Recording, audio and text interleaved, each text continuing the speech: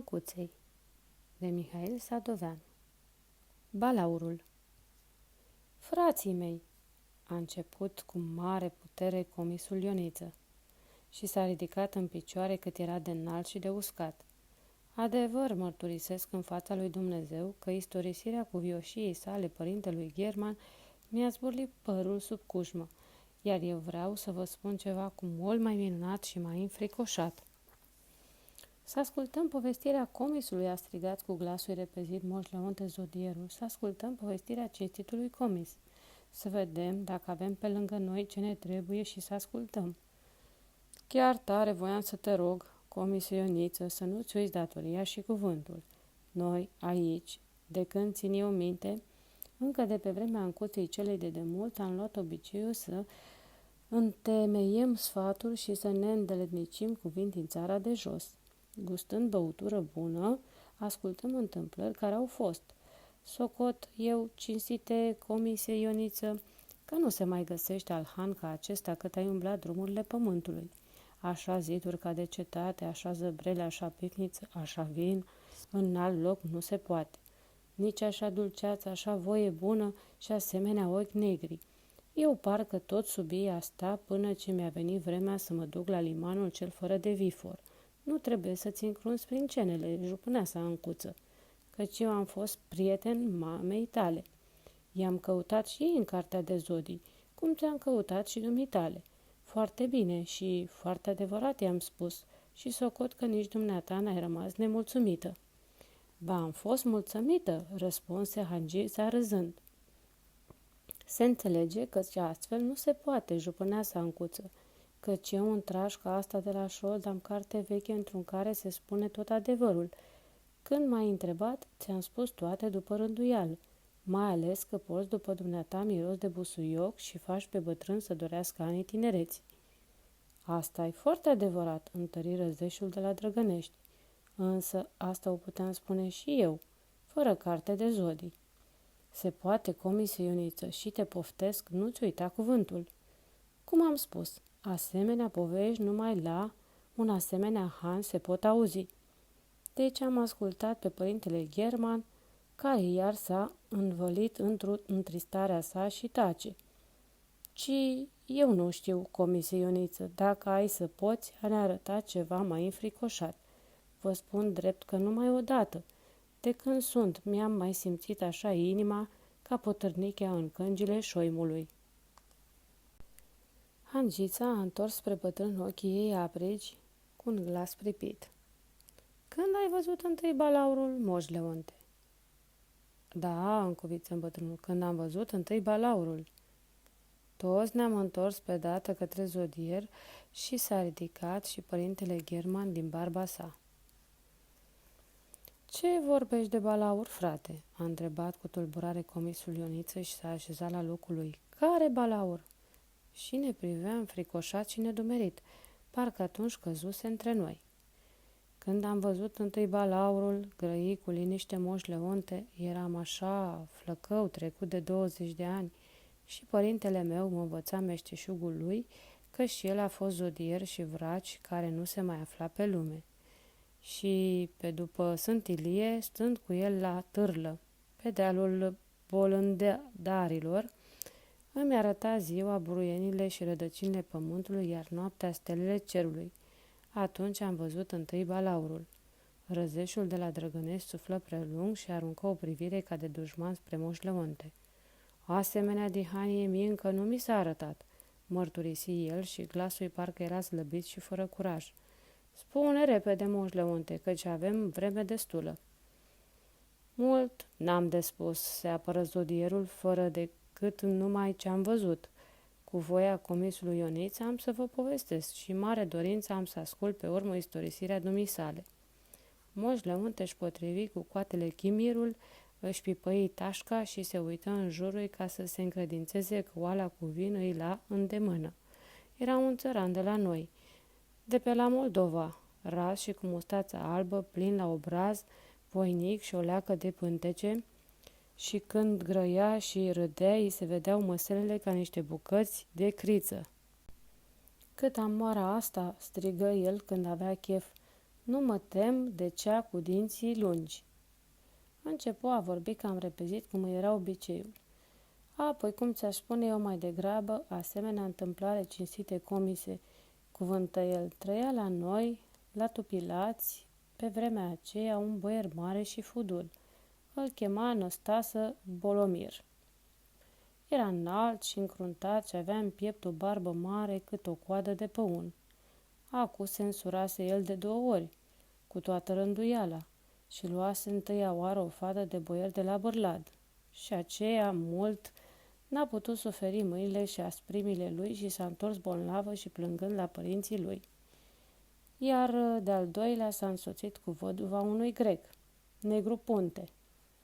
Frumoasă femeie și aceea și bogată, dar n-a trecut 2 ani de când le-a pus popa cu nunile pe cap și într-o toamnă am văzut-o galbenă și ovilită, parcă o bătuse bruma, și s-a dus la dofturi prin străinătăți, unde a și murit.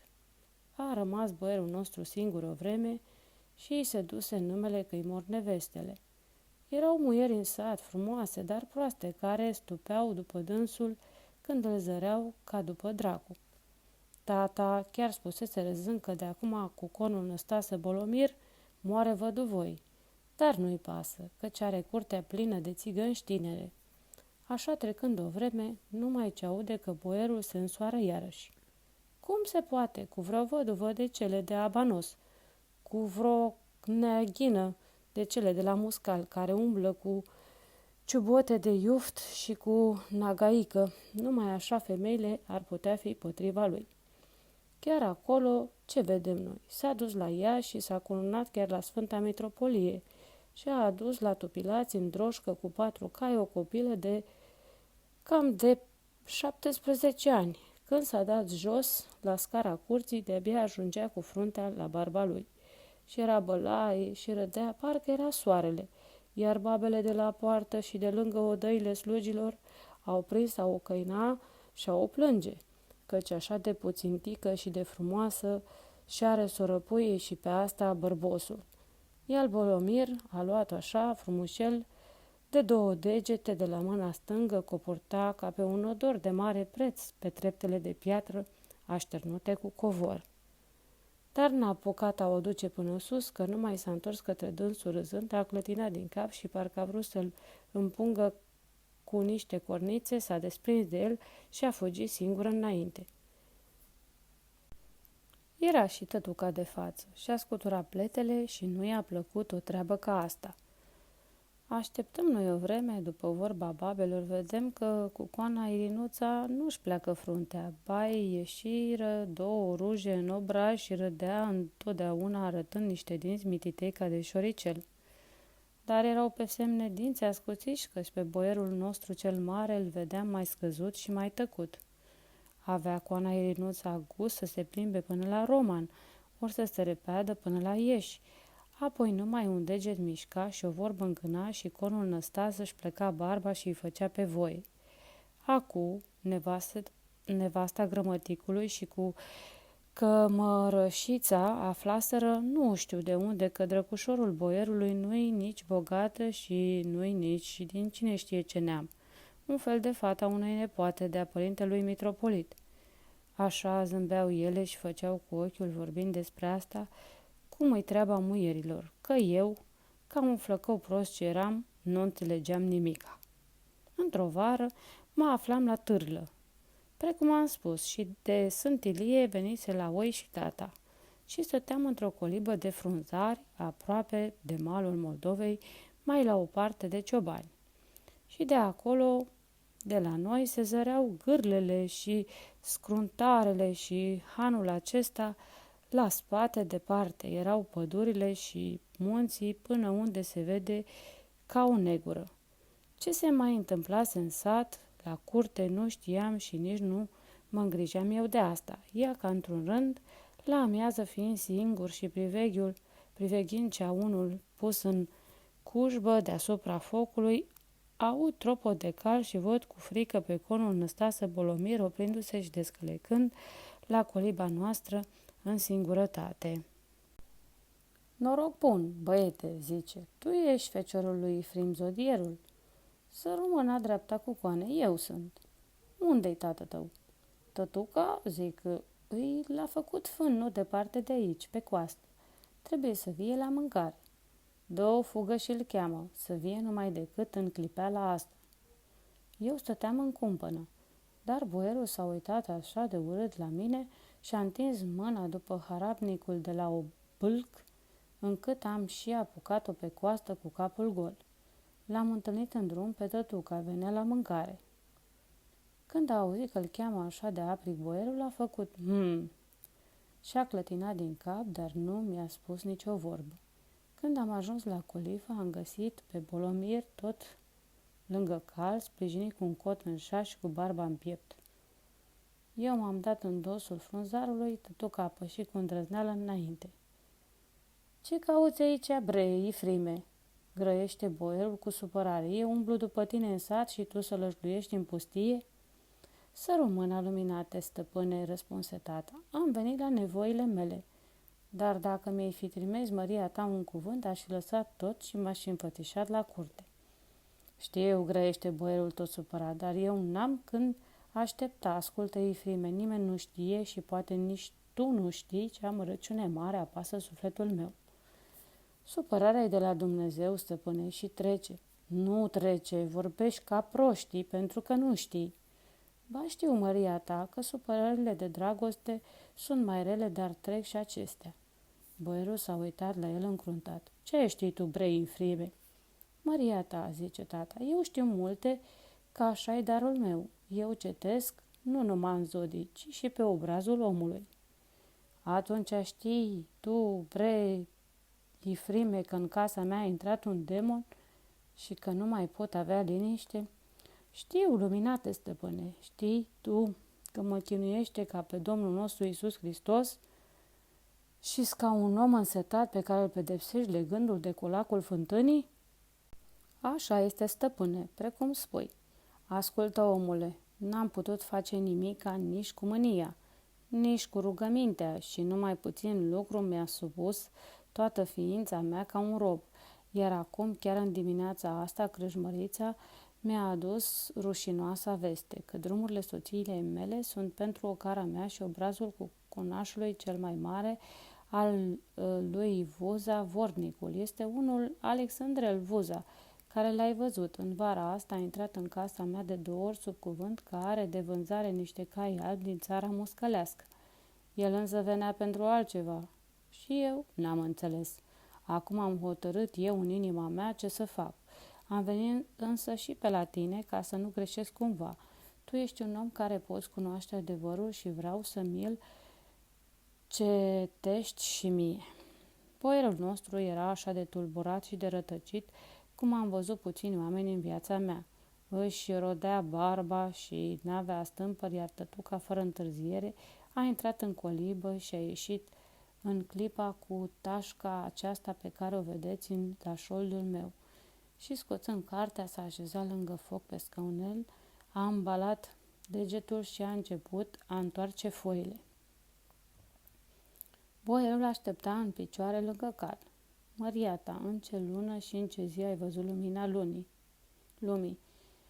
M-a născut neneaca într-o marți, Ifrimie, în 18 zile a lunii lui octombrie.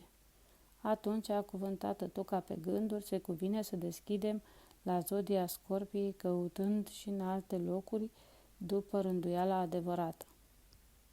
Luminate, stăpâne, aici se zice adevărul, cum că măria ta ești om mânios. Deci, cunoscând această patimă, nu trebuie să te lași în voia ei.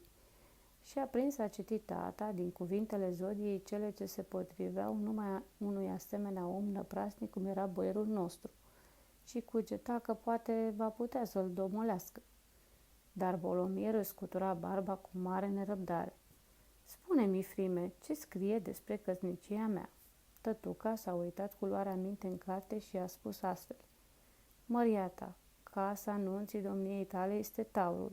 Cununia cu conița Irinuța ai pus-o, măria ta, în luna lui april, în săptămâna luminată după Sfintele Paști, deci aceasta este însoțirea cea bună și adevărată după zodie.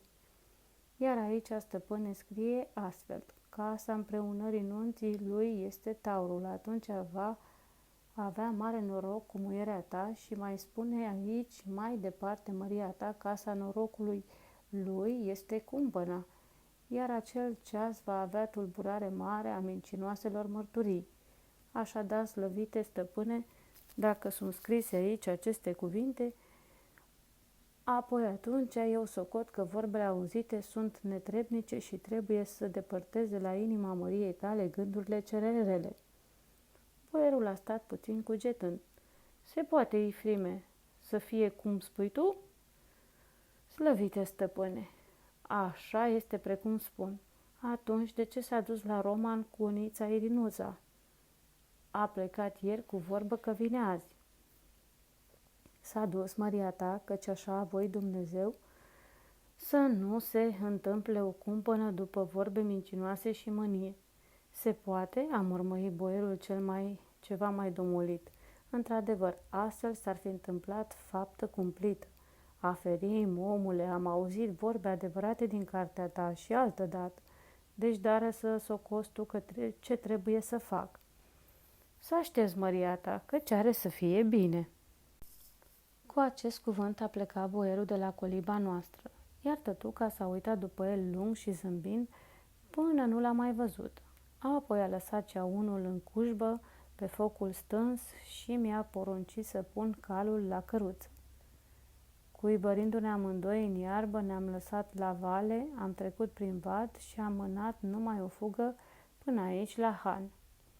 Aici sta așteptând în prag Ancuța cea de altă dată. O întrebă tătuca repede, trăgând căruța lângă prag. Fina Ancuță, spune-mi, te rog, o vorbă bună. Aseară a trecut coana Irinuța de la Tupilați spre Roman? Trecut, cum nu, nănașule. Și înapoi așa că încă nu s-a întors? Nu, poate a trece mai către seară. Atunci ai spus, fina Ancuță, cuvânt plăcut lui Dumnezeu. Dar ce este? Ce să fie? S-a milostivit un suflet bun să deschidă ochii lui Bolomir. Și acum el își scutură barba, câșcă și vrea să verse sânge. Cum se poate? Cine a făcut asemenea faptă? A țipat Ancuța pognindu-și palmele. Să o omoare și pe asta după ce a suprit și a pus în pământ două femei? Partea lui pe lumea cealaltă are să fie Karaoschi. În caltea las să-i plătească una de-a noastră și pe asta lume. Așa vorbind jupâneasa Ancuța cu părintele meu, amândoi s-au sfătuit să ție drumul cu coanei și să-i dea de știre să se păzească. Într-adevăr, cinstite comise și oameni buni, așa s-a întâmplat chiar în ziua aceea, pe la toacă, soarele se învăluise la amiază în mare fierbințeală și naburi și de pe munte se ridicau împotriva lui nouri alburi. Când s-a întins umbra asupra șleahului, încă vedeam venind de către Roman în nouri de pulbere căleașca cu 4 caia cu coanei. Trece în lungul unui lan de păpușoi, pe lângă un colț de dumbravă și tătuca iese înainte în mijlocul drumului și începe a face semne de primejdie cu brațele. Țiganul de pe capră oprește. Atunci, de sub corp, s-a arătat către tata un călăreț tânăr pe un hărmaș negru. Tata le recunosc numai decât după frumusețe și după îndrăzneala ochilor. Coane, Alexandrele, zice tata, întoarce-te că-i primejdie, nu coteza, trece mai departe. Ce este, omule? S-a auzit și glasul cuconiței și am văzut-o plecându-se la scara trăsurii cu gătelile ei albe sub un cortel trandafiriu și mititel. Atunci s-au întâmplat două lucruri. A pornit dintr-o dată a juca un vânt iute dinspre apa Moldovei și a mânat pulberile pe miriște ca pe niște perdele.